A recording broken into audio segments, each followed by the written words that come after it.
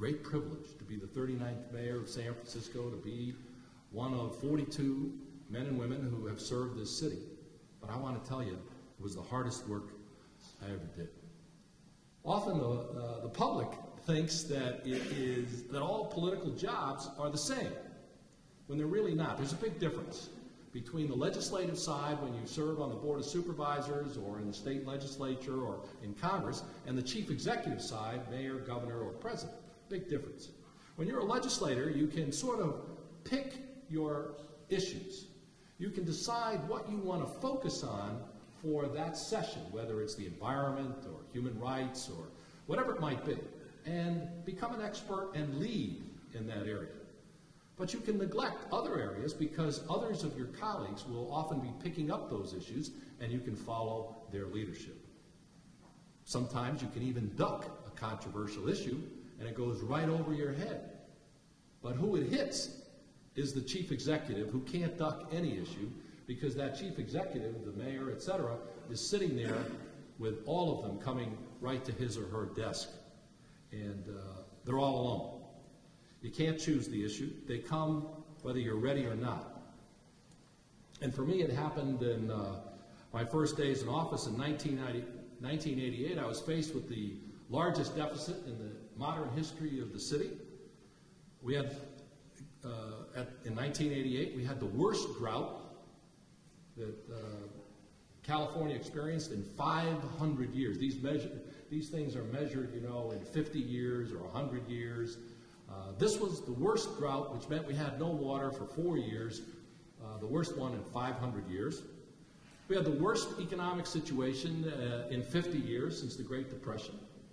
We had the worst earthquake in some 82 years the following year.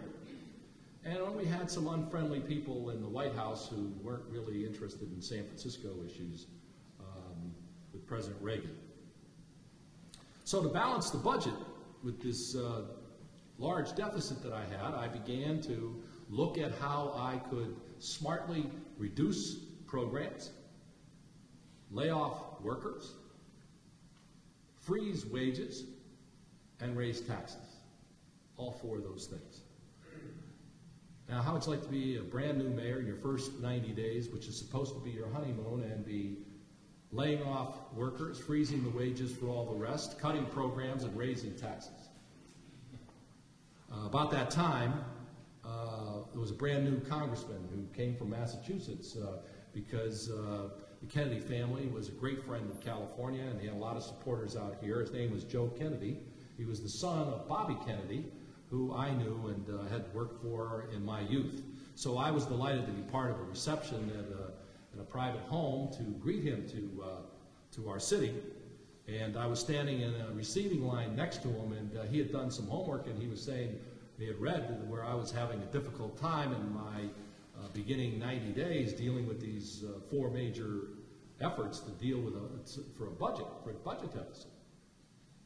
I said, yeah, it's kind of tough. I said, how would you like to be doing all these things, laying off workers, cutting programs, freezing wages, and raising taxes? And his sister was kind of a pepper pot, was standing next to him. Her name was Courtney.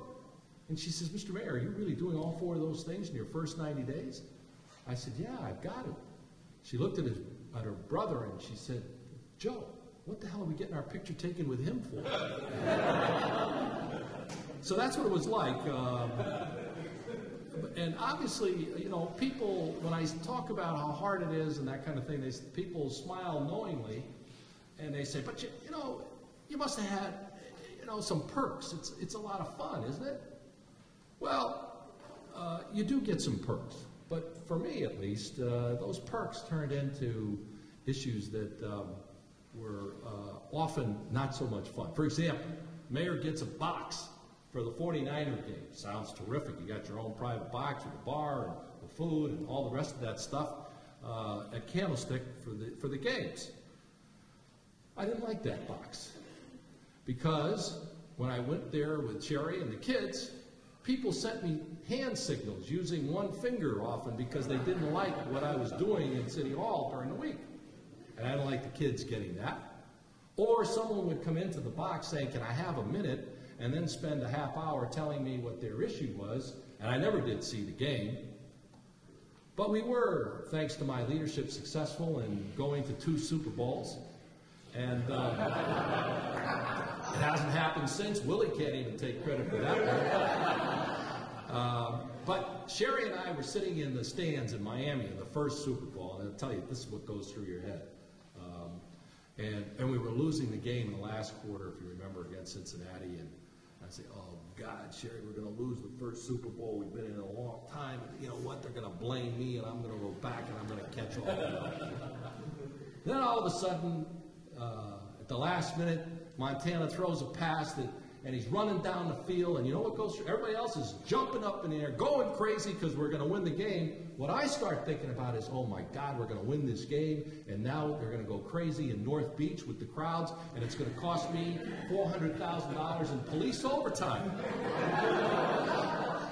So it's hard to enjoy all of these perks when you're the mayor, because different thoughts go through your mind, even on occasions when you should be kind of celebrating the good fortune of the city and athletics and all that kind of thing. Ethical challenges started for me when I was a candidate. I was approached by some top-notch political consultants, none of them are here tonight, who wanted to run my campaign. I didn't have a relationship. Well, usually you have a relationship with a consultant. You sort of see how you mesh together. But in this case, I didn't have that kind of relationship, but the consultant made it very clear that he wanted to run my campaign. And I asked him why. And he said because it was important for him to have a relationship with the mayor so that it could enhance his relationship with corporate clients after the election. I said, well, I really wasn't interested in that kind of a relationship. Besides, I had a very fine consultant on my own from Sacramento, who was Richie Ross, who was coming to run my campaign. And these consultants said, well, we'll have to go out and find some other candidates to run against you if we can't be part of your campaign. I said, well, do your best. We'll see what happens. And they did go out and get other candidates to run against me. But we were successful, and I began to see something that I still see today. When we see some political consultants going out and recruiting candidates as lost leaders in order to get them elected and have a stable of candidates which they then can market to corporate clients as people that they have a relationship with so that they can get into lobby. Now, all of this is illegal, but I don't think it's very ethical for the politicians to allow that. And when we've tried to pass those kinds of laws, they're usually watered down. We have some semblance of one in this city, but it doesn't do, in my opinion, very much. My consultant, as I said, Richie Ross, when I got elected, was swamped with offers to be a advisor, consultant to major corporations in this city. And he didn't hesitate. He turned them all down. He left the city because he shared my values and didn't come back until my re-election 4 years later to run my campaign again. And I think that kind of firewall ought to be between political consultants for candidates and lobbying.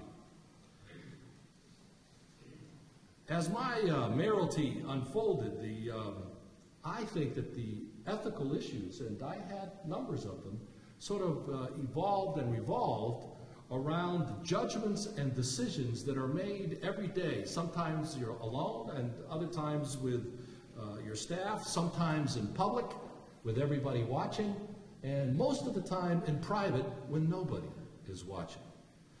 They're all sort of gradations of gray. Nothing blatantly illegal, but you can sure do some damage to the common good with these decisions. The first alarm for me was the expression that I'd hear, "Let's go see the mayor." Whenever I heard that, I knew there was trouble coming, because nobody ever wanted to see the mayor unless there was trouble. If it was something easy to handle or something non-controversial, it was handled below me.